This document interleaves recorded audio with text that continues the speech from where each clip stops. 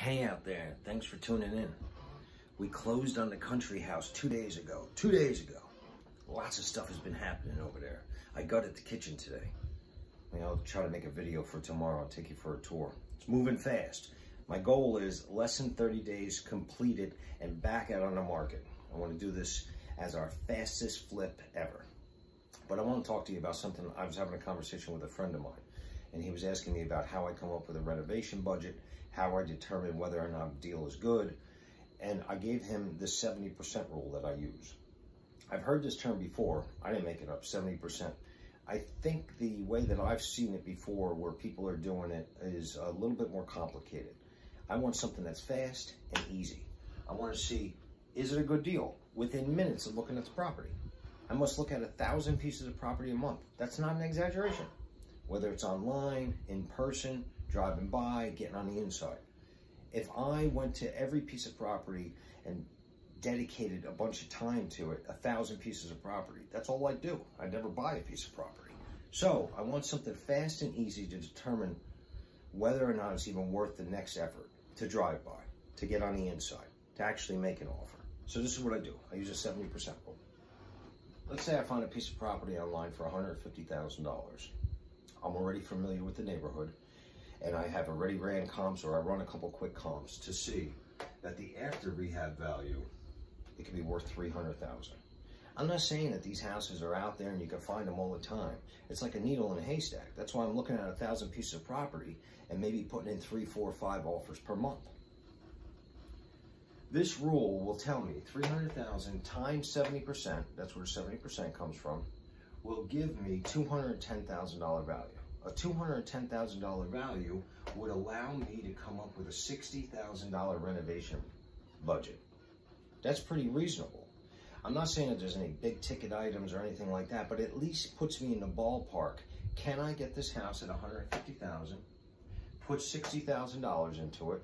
You got to add in some closing costs and stuff, but that's why you have that 30% cushion. Is it worth my time? In this particular case, yes, it's worth my time. What I'm going to do is I'm going to go drive by the property afterwards, see what kind of condition it is, maybe get on the inside. Now, most of the time, you got to act fast because especially in this market, everybody and their brother's out there buying. It's a seller's market. So you want this rule in order to get right out there. Let's say you get out there and it doesn't look like it's in that bad of shape.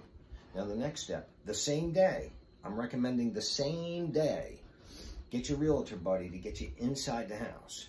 Now you get inside the house, you want to make a quick note of what's going on. You already know painting, all these other different cosmetic things.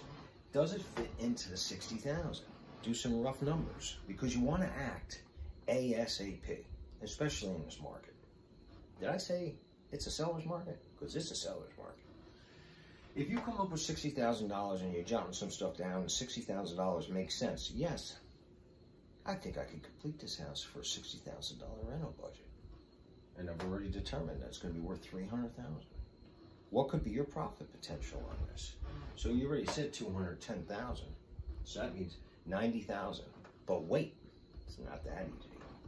So you got $90,000 spread in there, right? $90,000 spread minus closing costs, miscellaneous costs, carrying costs, commissions, and things like that. Let's just throw $15,000 out there, getting in and getting out of the property. Your $90,000 is now $75,000. Is $75,000 worth your time and effort? Heck yeah. Heck yeah, $75,000 is. That's not chump change. So what are you going to do next? You ran a couple preliminary numbers, you used the 70% rule, you got inside the house, you saw what was going on there, you got inside the house using a realtor, so now you're going to call the realtor, and you're going to say, listen, I ran some numbers. It's kind of tight. Can you call the listing agent, see what kind of activity they got on this house? And the realtor calls you back. You know what? They've been getting a lot of activity on this house. A lot of people have seen it. Matter of fact, they're going to ask for the best and final offer tomorrow night at 7. So what are you going to do?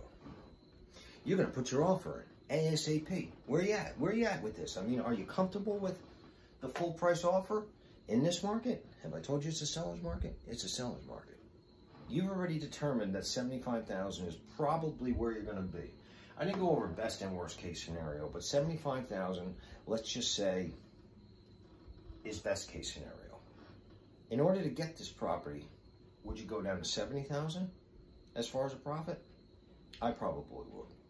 If you're the same way, then what you'll do is you'll take $150,000 because it's got a lot of different activity on this property. Lots of people are looking on it. They're going to be putting offers in. You want your offer to shine. How about putting an offer in for $160,000? See if you can get that piece of property. Now, you're still going to make $65,000. You're going to have a piece of property, and you didn't even put that much time into it.